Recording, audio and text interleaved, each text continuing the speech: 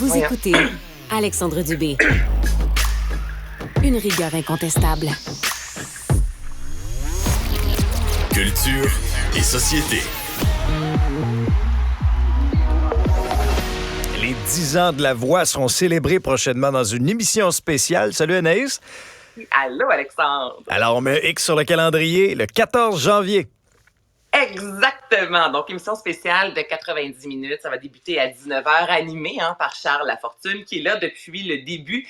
Il y a eu, des changements, évidemment, en termes de coach, mais à l'animation, c'est Charles qui est là. Charles qui a rencontré tous les candidats, qui a tout vécu devant la scène, derrière la scène, les changements de coach. Donc, évidemment, ce sera une émission remplie d'émotions, je vous dirais. Alors, si vous avez écouté La Voix depuis le début, c'est vraiment une rétrospective avec des entrevues avec des anciens candidats, des anciens coachs, des performances. J'ai vraiment, mais vraiment hâte de voir cette émission-là. Et on dirait que ça nous rajeunit pas, 10 ans. C'est pas si loin, mais en même temps, je pense que tout le monde se rappelle du début de La Voix, le gros buzz qu'il y avait autour de cette émission-là. Et c'est vraiment incroyable de voir qu'année après année, à chaque saison, on se dit toujours, est-ce qu'il y aura encore autant de talent? Puis à chaque fois, un peu comme Révolution, on se dit toujours, voyons donc, il y a tellement de danseurs, plein de talents au Québec. Et c'est ça aussi, des voix, il y en a toujours. Donc, manquez pas ça, comme on disait, le 14 janvier prochain.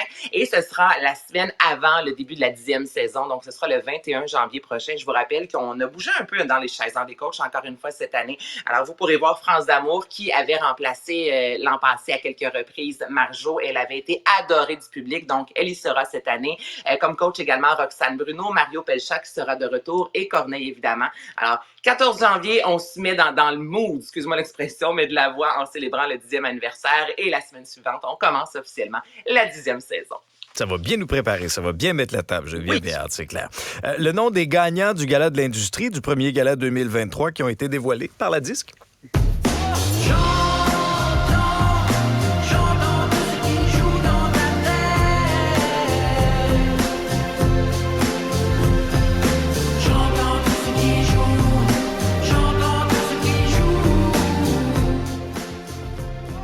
Je ne suis pas la seule qui a écouté en boucle l'album Mercurambé, je te dirais, de Daniel Bélanger, puisque c'est lui qui s'est démarqué lors des 2 premiers galas. Donc, une grosse semaine. La disque, on a le gala de l'industrie, le premier gala. Ce dimanche aura lieu le gala officiel à 20h, animé encore une fois par Louis-José Hood. Alors, Daniel Bélanger s'est mérité hier album de l'année pop, choix de la critique également.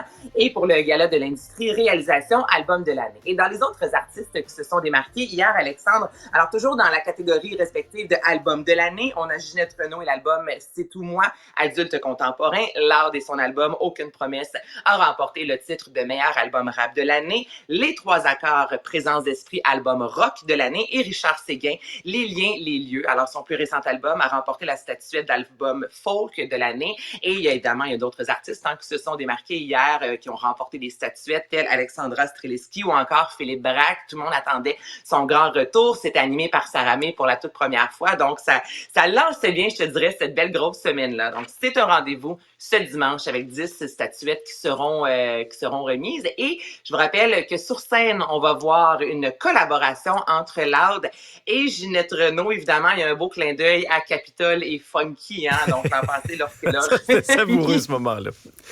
C'était savoureux. On est revenu là-dessus ce dimanche dernier dans la fameuse entrevue de Tout le monde en parle. Mais vraiment, oui, Donc, il y aura un beau clin d'œil... c'est l'as-tu écouté cette entrevue-là? C'est assez particulier, effectivement. J'ai vu des petits bouts, là. Des petits... on dit, honnêtement, à quelques reprises, j'aurais voulu aller m'asseoir à côté de Ginette Renault en disant « Ça va aller, ma Ginette, elle a vraiment été bonne » parce que c'est vrai qu'on la piquait plus, je te dirais, on la rabaissait plus qu'on voulait la mettre en lumière, là, honnêtement. Donc, je peux comprendre un peu tout ce qui s'est dit autour de cette entrevue-là. Mais évidemment, on a fait un beau clin d'œil à Capitol et Funky. Donc, c'est pour ça qu'il y aura cette collaboration-là.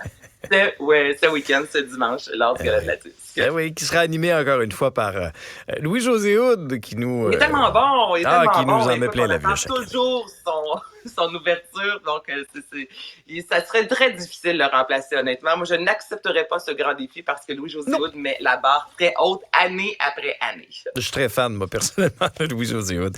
John Lennon, Murder Without a Trial, une nouvelle série par Apple+.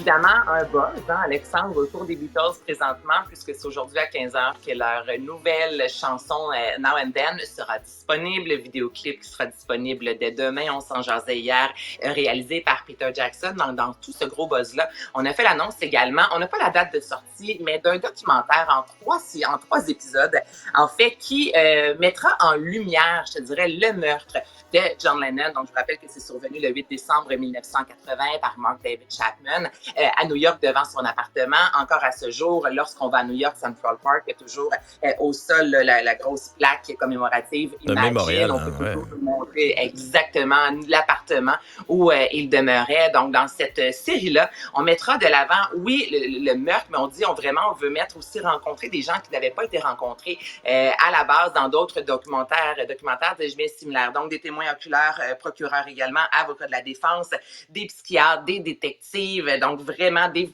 images, photos de la scène de crime qu'on n'avait jamais dévoilée avant. Donc, on veut vraiment approfondir, je te dirais, l'enquête autour du meurtre de ce grand des Beatles. Donc, évidemment, la date de sortie n'a pas été annoncée. Donc, lorsqu'on aura plus de détails, je vous en parlerai évidemment, mais on sait que ce sera sur Apple+. Et ça devrait arriver prochainement parce que, comme je te dis, il y a le buzz des Beatles. Donc, c'est sûr, en même temps, on veut profiter de cet engouement-là pour mettre de l'avant cette nouvelle série documentaire. Qui sera très attendue, assurément. Merci beaucoup, Anaïs. Bye bye.